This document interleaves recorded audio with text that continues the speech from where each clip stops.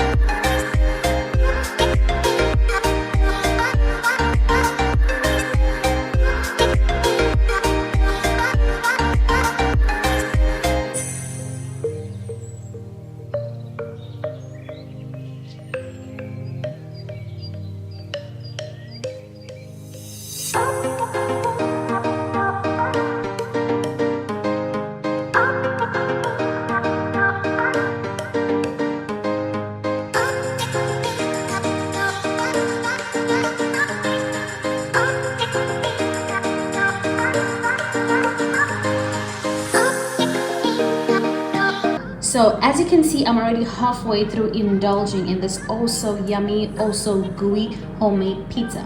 If you're going to be trying this at home, please let me know in the comment section as to how it went for you. And if you have a different method of how you prepare this, please let me know as well so that we can all learn in the process. If you're going to be taking pictures, please make sure to post and tag me on my social media accounts. I would appreciate the feedback. Thank you so much. Please make sure to hit the subscribe button and turn on the notifications bell so you're the first to know as to what video we have up and running. Otherwise, I am done here.